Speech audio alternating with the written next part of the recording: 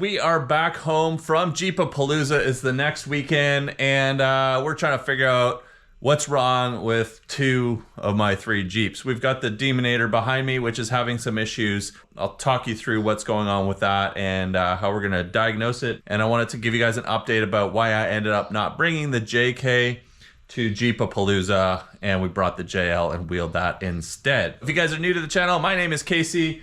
This is my red Jeep Wrangler JK, and behind us we have the Demonator, which is my brand new Jeep Gladiator that has a 800 horsepower supercharged Hemi in it. And behind us we have the 2020 Eco Diesel Wrangler, which is what I wheeled at Jeepapalooza. If you go check out in the corner, I'll put a link to last week's video. So before we get into the Demonator, trying to diagnose it and troubleshoot it, I thought I'd give you an update on the JK. A couple videos ago, you saw me replacing the wheel hub on it. It was completely toast, and I thought that was gonna fix our problems. But after some test drives and running at a time before Jeepapalooza, I decided not to bring it. So let me show you what's going on with that, and then we'll go outside and take a look at the Demonator. But it's a beautiful Sunday morning, so we need to have a little more coffee before we get going. First off, we need to reconnect the battery and start this up. All right. Oh, the battery is connected, and we left it connected, and it's probably dead now. Which is why we need to get into fixing this. Make sure we didn't actually just leave the JK on. Oh yeah, huh. We left it in the run position. Probably not helping. Where are our lights on? We have lights on and everything. What's going on here? Why do we have lights on the Jeep? That's off. Okay, let's see if that got us what we needed.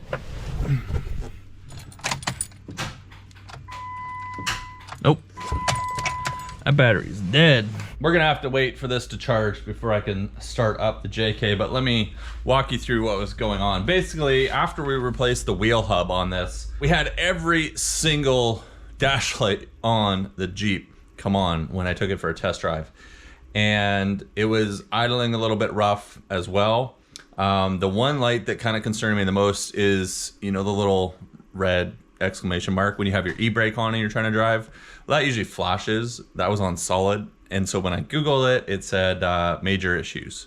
So I probably would have driven this up to Jeepapalooza if I was driving it, but I had to have someone else drive the JK up because I have to drive the Demonator. Long story short, I had to have someone drive the JK up, and I wasn't feeling very comfortable knowing that it had so many issues and we may have reliability issues. Also, the rear lockers still aren't working. I tried changing the diff oil and replaced all of the gear oil in there, but that didn't seem to solve the problem. So I have no lockers, front or rear. My understanding is if the rear lockers don't come on, the front lockers won't come on. So now that kind of Jeepapalooza is over, we don't really need to have the Jeep operational right away. So I'm gonna start tearing this apart here shortly. I think I'll get it up on some jack stands, get all the wheels off, clean everything. I'm gonna pull the roof off. I need to find a new roof for it because this roof is all duct tape up. It's full of holes, it leaks. And kind of start assessing what other things we need to do. We're still gonna be stuck with 3.8 liter. We're not doing any engine swaps on the JK, so it's still gonna be slow. I'd like to replace a bunch of the lights on it, all that kind of stuff. You know, like none of these lights actually work. All these little connectors on here are such small connectors. They've all ripped off from corrosion, and you can see here like all these are corroded on these lights. And then on the inside, add a new switch panel, maybe wire the lockers up to the switches directly so we don't have to use the factory switches on there. Replace the trail dash because it's not working properly. The touchscreen on it doesn't work. I'd like to pull the onboard air out.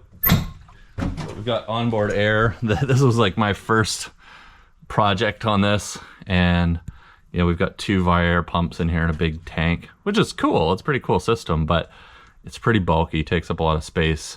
And maybe pull the tire carry off and put the tire inside because we don't need to be carrying luggage and the family and all that stuff around in this. It's going to be pretty much just me or me and Maddie using the JK. So there's a lot of little things we'd like to do, lighten it up a bit, see what we can change to aluminum. This obviously needs some realignment.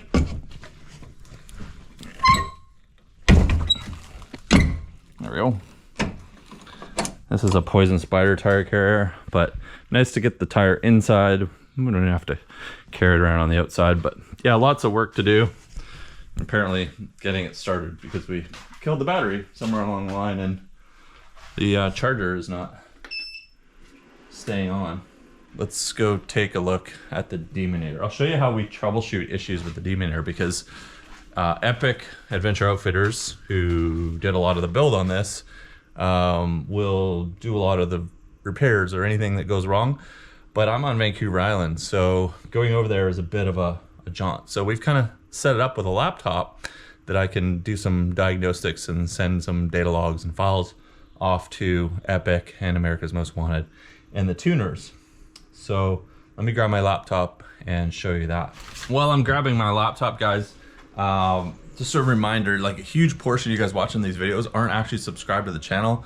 I'm really trying to get to my goal of 100,000 subscribers. It's been a huge goal of mine since day one, 5 years ago when I uploaded my first video. I would truly appreciate it if you guys take a minute. If you're watching this video and you're not subscribed, hit that subscribe button. Grab my laptop, which has no battery life in it. So we have to keep it constantly plugged in because it dies. We'll put this here. We need to plug that in back there. So I've been keeping one of these EcoFlow River Max or Pro. I can't remember if it's Max or Pro. I've been keeping one of these in the back of my Jeep because it lets me plug more than one device in and higher wattage devices than the onboard inverter can use. And then I just plug this in to the inverter, keep it charged. It's USB ports we can plug in, charge my camera batteries, all that kind of stuff. So this has actually been really handy just having in the Jeep. I wish I could fit it under the seat, but anyways, I keep that back here. Now we can plug our laptop in, get that powered. And how we're gonna diagnose this is we have this little guy here. This is plugs into the OBD2 port. It's a tuner from America's Most Wanted, or a interface for the tuner. RTD, I don't know what that means, but anyways, we just plug this into our OBD2 port like that. And then it has a big long USB cable that goes over here. If you guys are, I don't know, I thought maybe you guys would find this interesting. So here we are talking about it. Now before I show you the laptop, let me talk to you about what the issue is. And this is why I didn't use the Demonator at all at Jeepapalooza, because after the first day driving around, it was having some issues. So we'll fire it up. And I'm not sure if you can tell from the camera, but it has a really rough idle. It doesn't sound like it sounded before. And driving it around, it has way less power. So we've actually got two things going on here. We've got a check engine light on the dash. We have our ABS light, which I think I know why this is coming on finally. But more importantly, we now have a check engine light, which we've never had before. So let me turn this off because this is super loud. We've also got what smells like more gas coming out, like unburnt fuel coming out. So first we need our laptop. We'll log in, super secret password. So we can remotely data log with the laptop and we can load tunes. I had a lot of people ask me, how do I change the tunes if there's a switch or a panel or something like that? We can't actually change any of the tunes on the fly with this system, but what we can do is we have tune files that we get sent from America's Most Wanted, and then we can download them onto my laptop, and we have some software that we can load them on here. So we've got data logs, data tunes, but what we need right now, okay, so we're gonna open this up. This is called VCM Scanner, and in here we have all, look at this, we have all these parameters that we're going to be scanning data from. This with the connection underneath here is talking to the Jeep. Now a lot of people were asking me as well. I had a lot of questions at Jeepapalooza. Awesome to answer them all, but it gave me some ideas to talk to you guys about. So first of all, how are we doing this? Is it a standalone system or not? No, we're using the factory computer, the factory ECU, which has been, I don't know, what do you call it? Unlocked. And then now we can get access to it to flash it with new tunes, and we can actually scan it and pull data down off of it. So watch this. So we hit this little red button here and hit start scanning. It's going to connect to the Jeep. Oh yeah, we've got to have it in the run position. Yep, and it's going to ding at us. Let me close my door. Okay, so check this out. This is pretty cool. So we hit the start button. It's going to open vehicle interface. It's going to talk to our Jeep, and now it's connected. So RPMs, our speed, all that kind of stuff gives us idle RPM range, fuel pressure, like there's all kinds of stuff, air intake temps, supercharger temps. And so then watch this, when we start the Jeep up,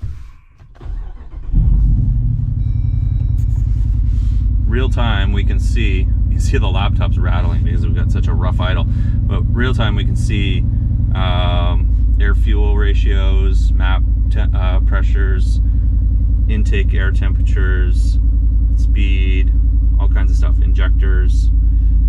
And so what we did was we used this to collect some data logs, and we sent this off to America's Most Wanted. Now there was two things in here that stuck out. First, well, right now you can't see this, but when we were driving, the front right speed sensor was showing 1,000 kilometers an hour. The speed sensor was saying we were going 1,000 kilometers an hour. So clearly there's something wrong with one of the wheel speed sensors. So we're going to bring this over to Epic, have them have a look at it, and probably swap out the speed sensor.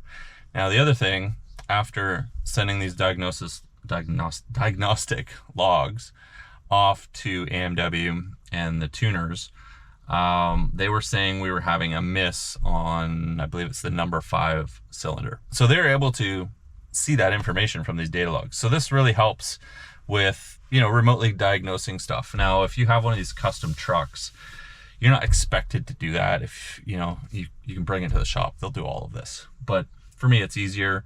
And honestly, if you're going and looking at, you know, like a demon build, like race car engine in your truck, I mean, you're building a really, really customized vehicle. I would say that it's probably, you know, you want to have some technical proficiency with cars, understand things, because you're building like a crazy hot rod at this point.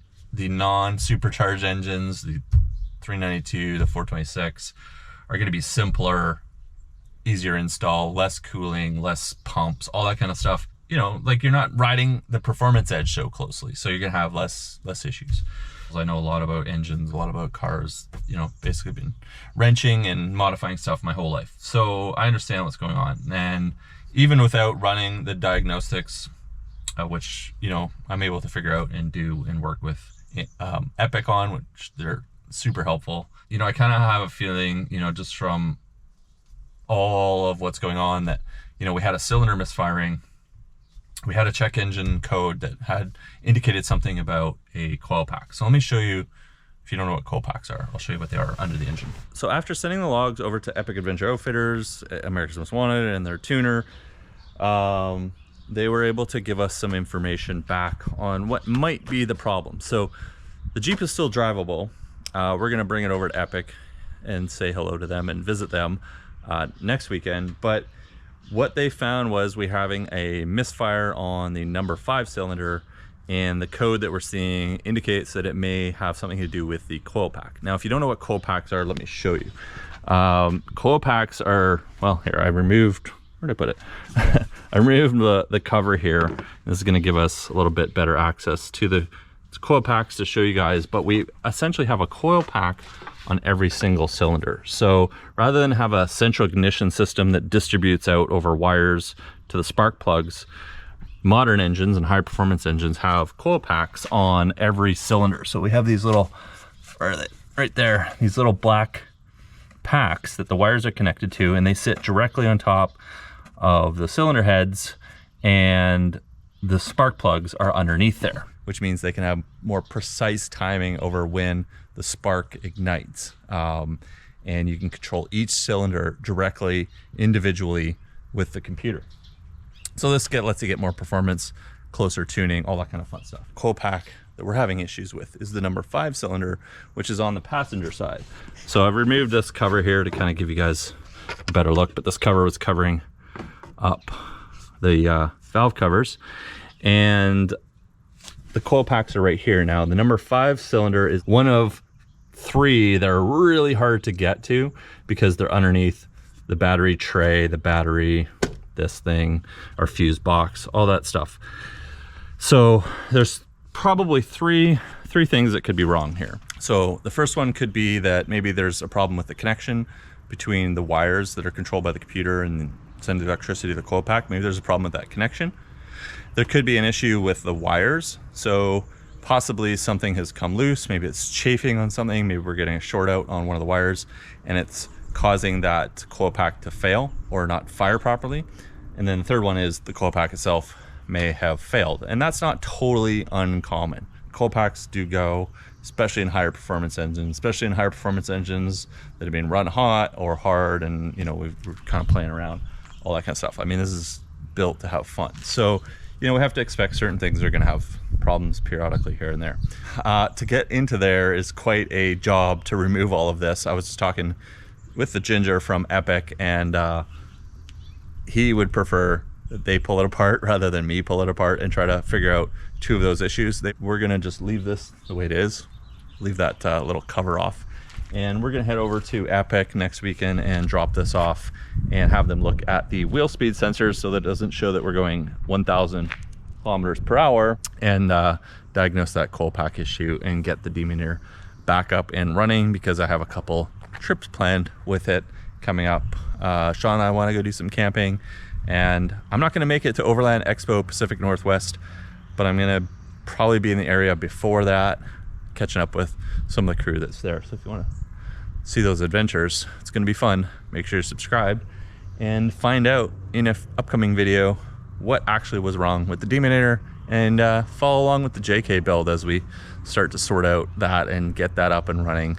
Gonna be a lot of fun little projects going on there. So make sure you're subscribed, guys, and just a little update with the rigs after that awesome Jeepapalooza last weekend. Go check it out, link in the corner to the video. I had a ton of fun, and I'll see you guys in the next video.